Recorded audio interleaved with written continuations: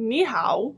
Today we're going to be subculturing some Chinese tissue culture plants. 2 months ago, a distributor for a number of different international tissue culture laboratories reached out and asked if they could send me some plants for free. I said, sure, I love getting free stuff. Gimme, gimme, gimme. If you've watched my videos for some time, then you might know that something I like to do is buy tissue culture plants that are already established in tissue culture and then transfer them onto multiplication media to grow some shoots and eventually clone a bunch of plants. It's a method that I've used fairly successfully in the past to generate thousands and thousands of plants from just a handful of tissue culture plants. All of these Spiritus Sancti were grown this way. I have more containers besides just these. The catch with doing this is that the tissue culture plants have to be sterile. And when I say sterile, I just mean free of any contamination in the media. So there can't be any mold or fungus or bacteria growing in this culture media. And for a while, when I was ordering plants from international tissue culture laboratories, I was having really good luck with the sterility of the plants that I was getting. But more recently, I feel like as tissue culture plants have grown in popularity for people to purchase and then acclimate, I've noticed that all of the plants are contaminated. So anyway, I got this entire shipment of plants. I spent probably 3 or 4 days making all the tissue culture media, autoclaving it, and then transferring each one of these little individual bagged plants onto fresh culture media. And then when I came back into the lab after a few days, literally everything was contaminated. So I reached back out to the distributor and I said, thanks for the plants, I guess, but I cannot show these on my channel because I don't think they're a good product and I don't want people to buy them. All this is to say, out of all these hundreds and hundreds of plants that they sent me, the only ones that did not get contaminated were the Monstera bulbasaurs and the Alocasia bambinos, which I think are some sort of cultivar called Bambino lava. Oh, there's a lot of lava stuff going on right now in the plant world. Let me show you the plants. These are the Alocasia bambino lavas. We can see the variation on the leaves here. I think I have 3 in each of these containers, so 9 total. And they're not doing much yet. So basically what I'm going to do is just cut off all of these roots that they're growing and transfer them into fresh multiplication media. The Monsteras, some of them are actually growing quite a number of shoots. I count 3 shoots on this one. This one it looks like we have 3 or 4 shoots as well. All of them have grown quite a lot of roots. So I'm also going to be removing the roots from these guys as well, so that they can focus more on their shoot growth. Ew, this one has such a thick root. That's gross looking. Okay, let's make some media. Another day in the agar mines. For the Monstera multiplication media, we're going to need MS, BAP, NAA, and of course, our agar. I'm going to start with about 800 milliliters of water. Then I'm going to drop in the correct size stir bar so that I don't have to pull it back out this time. You don't need the heat. First, I'm going to measure out 4.43 grams of MS to make 1 liter. Perfect. Bloop. Then I'm going to measure out 5 milliliters of BAP because I need 5 milligrams for the protocol, and this is 1 milligram per milliliter. But 5 is a lot. Some plants require higher amounts of plant growth regulators for multiplication. Some don't require any plant growth regulators for multiplication. It's all totally plant dependent. I'm using the bigger pipette. This pipette goes up to 10 milliliters. Next, we're gonna add 0.1 milliliters of NAA. And to do that, I'm gonna use the smaller pipette. There we go. Next, we're gonna need about 30 grams of sugar. Oh my god. And then you might remember from my last vlog that I've been adding the agar directly to the media bottles. Oh my god. Okay. This is totally a new spatula and not the one that just dropped on the ground. I'm only going to use 5.5 grams of agar. And once again, I'm a little bit off, but close enough. And then the final thing we need to do is just add more water and then adjust the pH to 5.7-ish. Right now the pH is pretty low. We're sitting at just below 4, so I'm going to be adding a few drops of 1 molar sodium hydroxide until I get to around 5.7.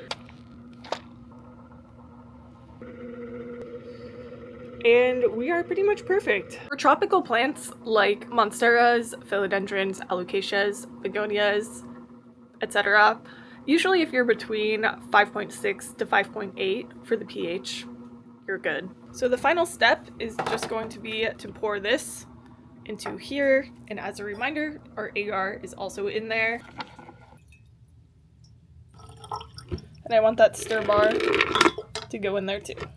Now I'm going to make the alocasia media. I won't bore you by forcing you to watch me make it. It is basically the same process we just did, but with different plant growth regulators. For each liter of media, I fill about 12 16-ounce polypropylene deli containers. I always like to autoclave a few more than I'm going to actually need, because once in a while the lids will get warped or something weird will happen to some of the containers, so it's good to just have a few extra. If you use less media per container, obviously you can get more containers out of it. For plants like monsteras, I like to put them pretty deep into the media, so I like to fill the containers a little bit more than I usually would if I was just doing callus tissue culture or something that didn't take up as much space. So I'm just gonna autoclave the containers and the lids in the same slow cooker bag. I showed these in the last vlog, but these are what I use to autoclave. You can also use them inside of a pressure cooker as well if that's what you're using at home. Do not disturb the wizard while she's brewing. All right. Those are our containers. I'm also going to autoclave some tools while I'm at it. I just keep all of the tools that I've used and washed in this box. And then when I autoclave media, I just autoclave the tools with the media. Groundbreaking stuff. That noise scared the shit out of me. Am I being pranked? Okay, that was weird. These are pretty self-explanatory. You just put your tools in. You're gonna open it from this side, so you want to put the handle of the tool this direction, and then you just fold it shut. This is everything going into the autoclave. I just booked the tiny autoclave today since we don't have that much stuff. Monstera media, alocasia media, tools, containers, and then this bin just spawned in my laboratory. It's not mine, so I think I'll just leave it in the autoclave room so it can hopefully find its owner.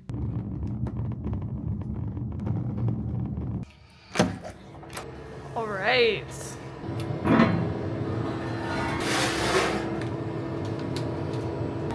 Good luck, everybody.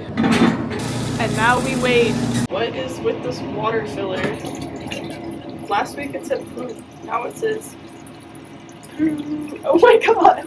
I think this box contains a Nepenthes seed pod. The most difficult part about sterilizing Nepenthes or pitcher plant seeds is just finding viable seeds to work with.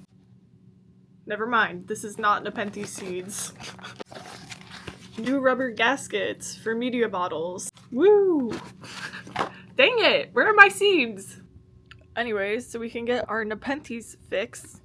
Here is one that I have growing from seed. He's really sad in there by himself, but I did 10% bleach for 12 minutes.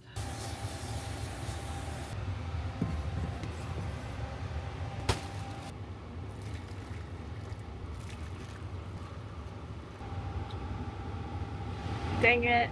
I did the Monstera media on this side, and I just keep track of which is which with the autoclave tape that was on the lids. Tragedy did strike. We dropped the stir bar in the Monstera media. And then I'll just wait for this to solidify, and then I'll just put this in the trash. This is why I like to autoclave the extra lids, like I mentioned earlier, just because once in a while, one or a couple in the stack will just become warped out of shape. I do not know why this happens. I think they just, I don't know. I don't even know what to say. So right now I'm just gonna prep the flow hood and get it ready. I'm gonna do the Bulbasaurs first, and then I'll do the Alocasias after.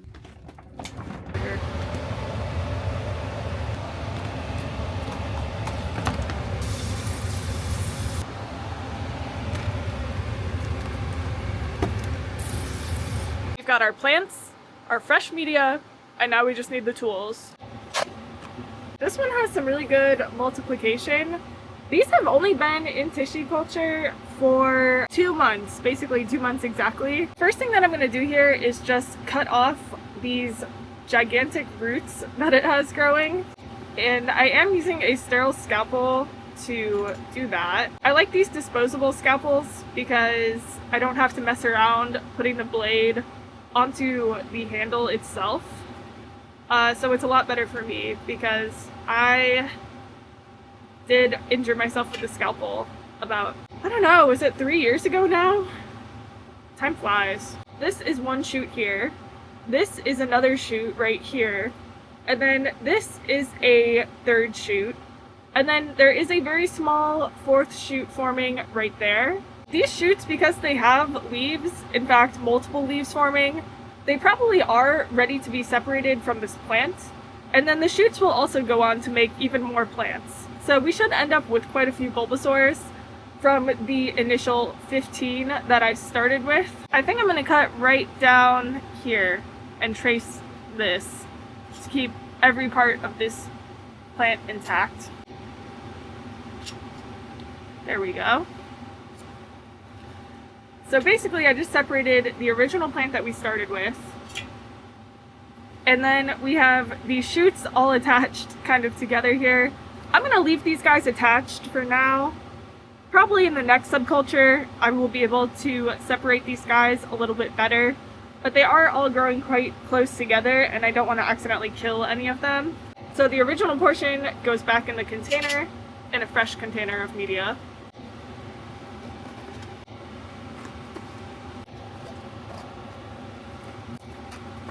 And then these guys will also get their own container of media.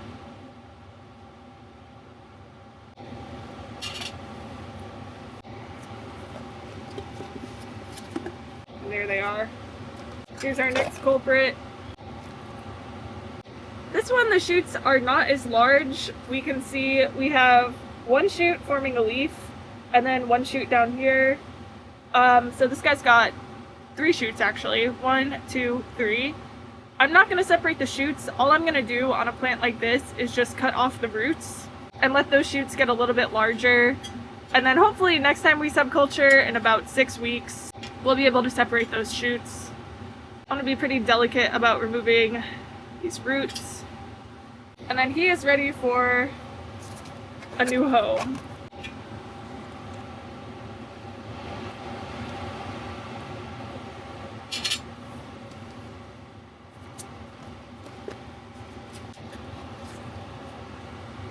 If any of the plants ever look like they have a little bit of contamination, like for example this one, I will just leave it for the very end and do it last. That is if I even want to keep it. Ideally you don't want to open anything with contamination inside the hood. And then every couple plants I like to sterilize the forceps by holding them in here for about 5 seconds. It's really hot, so you do not want to leave the forceps in there, otherwise the handle will heat up. And then I will just switch to my other pair of forceps that I have here. Unfortunately, with the disposable scalpels, because the handle is plastic, you could not put the scalpel in the Bacti zapper. So what you can do is just switch to a different scalpel at some points to try to keep things more sterile. This guy's got a bunch of goo. There we go. This one I'm just going to cut off our root here. That's it. The shoots are still immature on this one, so we'll just pop this guy into a fresh container of media.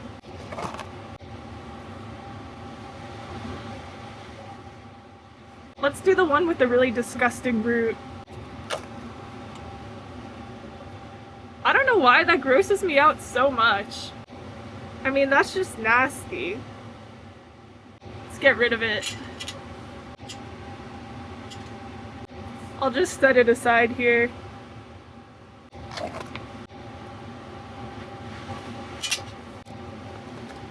Here's a good example of a plant that probably has some shoots that could be separated at this point. We'll cut off this root. We'll cut off this root.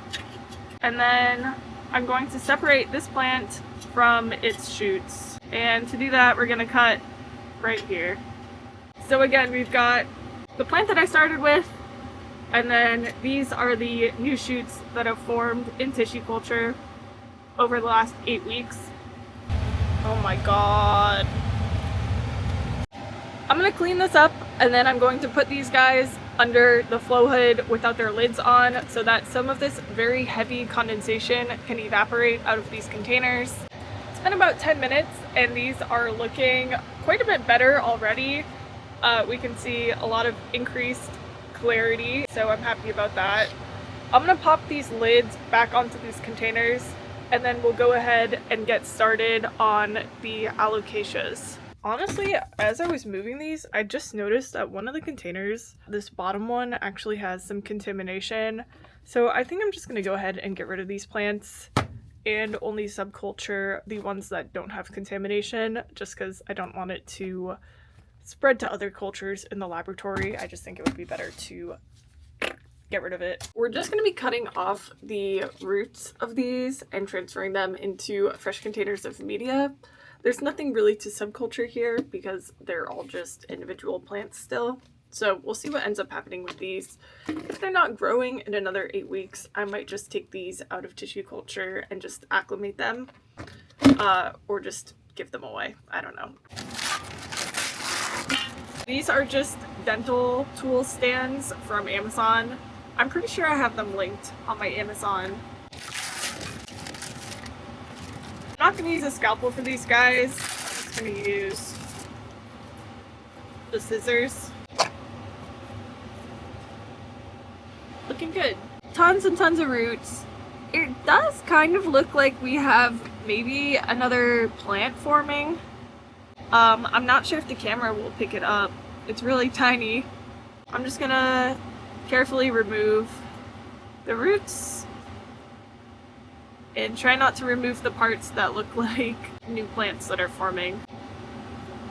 Need another pair of forceps.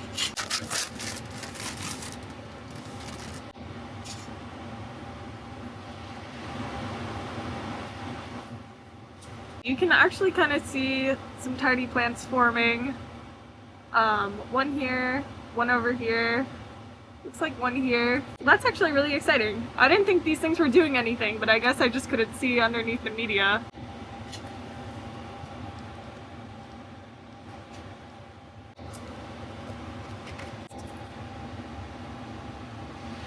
This one has a lot of roots also, so we're just gonna give him a haircut and send him back on his merry way. Alocasias can actually grow corms in tissue culture. I'm gonna try to find a photo of it to include because it's kind of cool looking. We're gonna wait 15 minutes and then I'll put the lids back on. I'm considering transferring some of these African violets. I feel bad, I left them for too long, so I kind of want to save what I can. I don't have African violet media, but African violets truthfully pretty much grow on like literally anything, even MS with no PGRs. So I think I'm going to transfer the violets onto the strawberry media that's left over. I'm pretty sure the strawberry media just contained a little bit of BAP, so that should be perfectly fine. So we can see we have some good tissue still in here, but there's also some dead necrotic tissue, which we obviously don't want to transfer. I don't need a whole tray, I just need somewhere to put down my forceps. See, like this whole piece looks really good, but this is kind of big to put into the small containers. So I might try to break that up into 2 pieces. I just kind of pull it apart like that.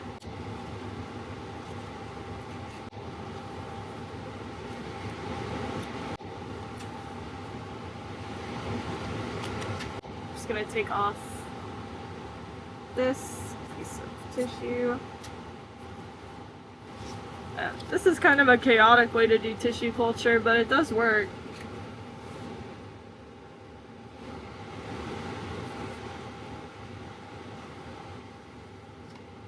Those are really pretty, actually. I'm gonna set this aside. I'm not trying to like save as many plants as I can. I just want some of it to preserve the genetics of a plant that I really like. And then I'll try to save some plants out of here. Look how bad that looks. Again, not really contamination, just dead tissue and ethylene buildup, which can turn to contamination over time if you just let it fester. This container looks a little bit worse than the first one. I don't know that I'm really gonna save much from here. That's all I'll save from this one, is this little chunk. There's probably like 10 violets there. It doesn't look like much, but they're pretty tiny. Yeah, and that's it. Here's everything that we cultured today. We have the Alocasias, the Monsteras, and then of course the African violets down here.